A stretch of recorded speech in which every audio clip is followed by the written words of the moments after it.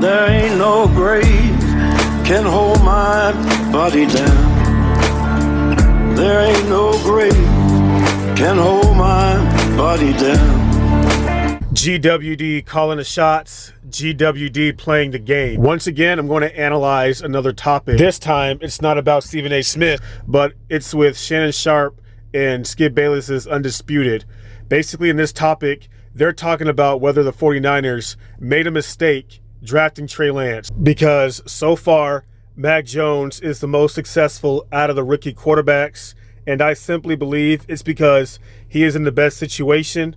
And, you know, he's played for Nick Saban, the best college coach of all time. Now he's playing with Bill Belichick, you know, one of the best NFL coaches, if not the best NFL coach of all time. But despite that, I do believe Mac Jones is a pretty talented quarterback. But for some reason, the media likes to stir up controversy, and they're making it seem like the 49ers made a mistake drafting Trey Lance over Mac Jones, even though Trey Lance has only played one game. But Harrison believes Kyle Shanahan and company fell to, quote, public pressure to take the more athletic Trey Lance. Shannon, do you agree? First of all, if your favorite team drafted a player based on public pressure, you're going to have to find a different team. Like, if what Ronnie Harrison says is true, you mean to tell me the 49ers drafted Trey Lance based off public pressure? Now, I don't believe that, but if it's true, I'm sorry, 49ers fans, you got to find a new team, because that's soft. I do, Skip, because, you know, we thought it was a foregone conclusion. Everybody thought it was a foregone conclusion. And I think what happens, Skip, when you move up to select a quarterback in the top 5 and you give up what you gave up, you look at Mac Jones, he doesn't have measurables.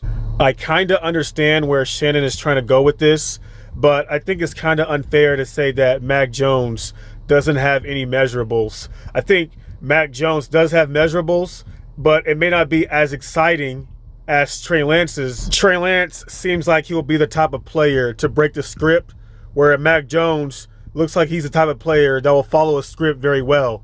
Either way, if both players execute their strengths, they will both be successful. If both franchises executes the strength to these quarterbacks, they will have successful careers, I should say, rather. But, you know, the media always tries to turn players against each other. They always compare, even though every situation is different. Doesn't have a strong arm. He's not very big. He's not athletic. He's not fleet of foot. He doesn't have a normal size. Skip, he's just average.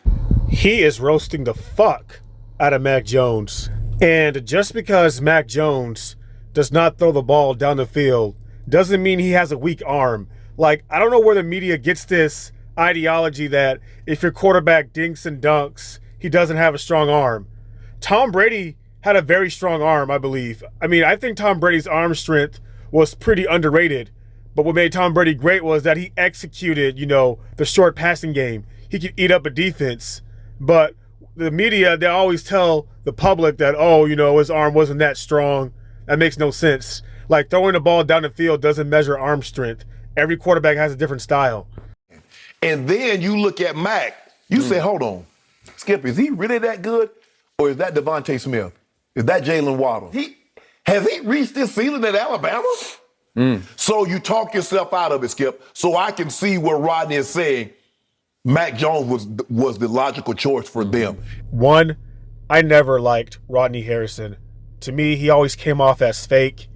And this was a poor analysis by him, because he is only going based on Mac Jones' current success.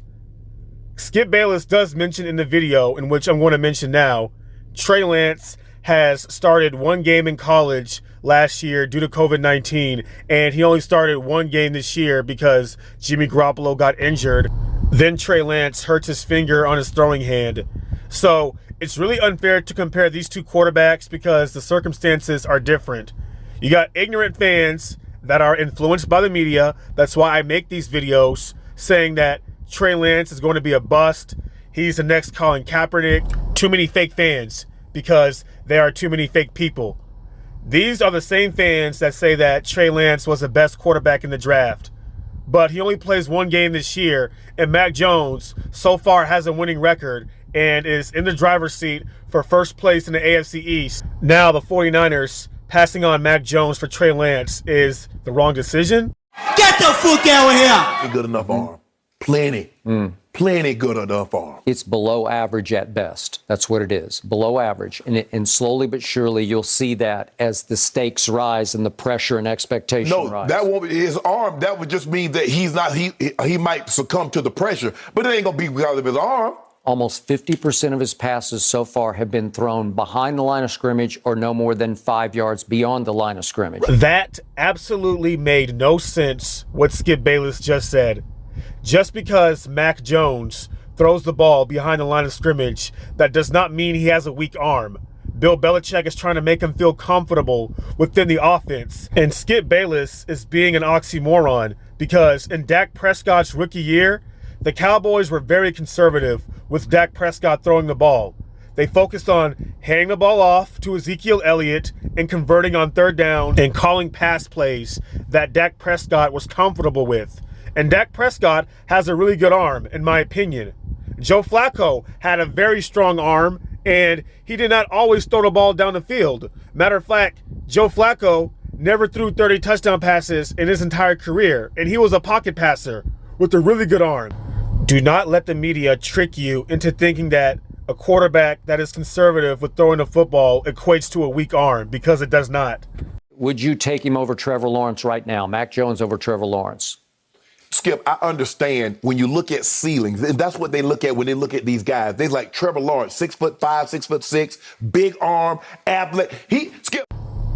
What Shannon Sharpe is saying makes the most sense. You know, scouts do look at ceilings and potential, and I know that Skip Bayless is a lifetime troll, but I still think that they're both missing it. Out of all the rookie quarterbacks, Mac Jones has the best coach. Trevor Lawrence has the worst coach. Like, what quarterback has Urban Meyer had coached that made it to the NFL and has had any success? None. Tim Tebow, most people said that he wasn't a quarterback. Cardale Jones, I think only lasted 2 years. Terrell Pryor changed his position. JT Barrett, like, I have not seen him in the NFL.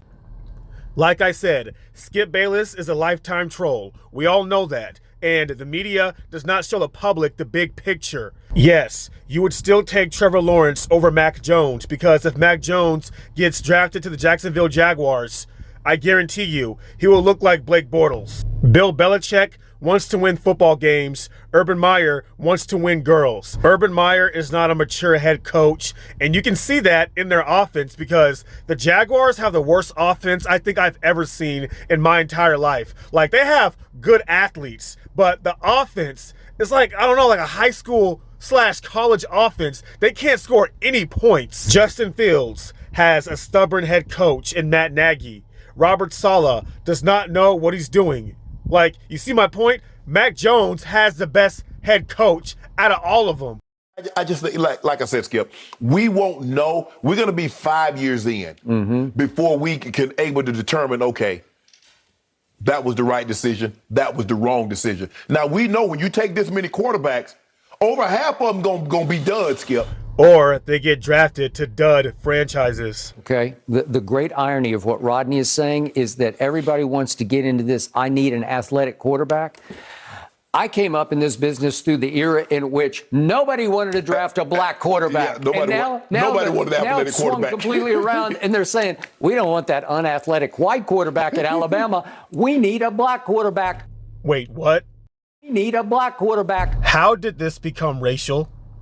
Like, the media really does have a race problem. TikTok has a race problem. Like, the media brings race into topics that don't even need to be there. Skip Bayless, stop trying to be a kiss ass because Shannon Sharpe is your co-host. Black people do not always want to hear a topic about race. Actually, the media makes people more racist because you put race into problems and in situations that do not even need to be there. You put race in topics that shouldn't be there. It's very simple. You guys are overcomplicating this topic. The 49ers are obviously mirroring what the Kansas City Chiefs have done with Patrick Mahomes. When the 49ers drafted Trey Lance, they did not have the intention to start him in his rookie year because they already have a solid quarterback in Jimmy Garoppolo in which Trey Lance can develop behind. Whereas the Jacksonville Jaguars and the New York Jets were open to start their rookie quarterbacks.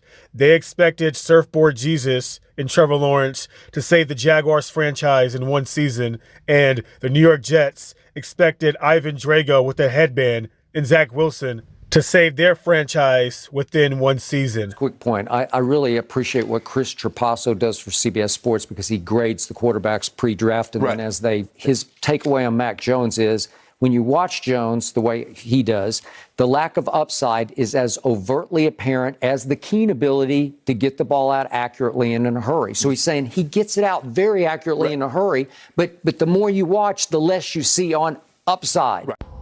One, never let anybody tell you whether you have a big upside or not, because us humans, we have unlimited potential. We start off at one point and can end somewhere completely different. Look at Lamar Jackson. Look at the trajectory of his career and how better he's gotten.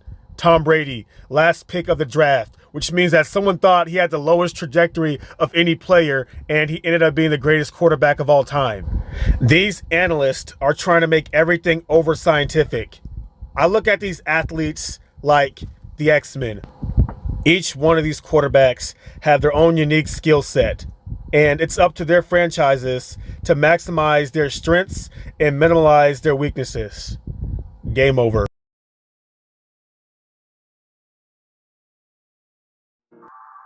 We don't care when you call our name. We don't care, we are just the same.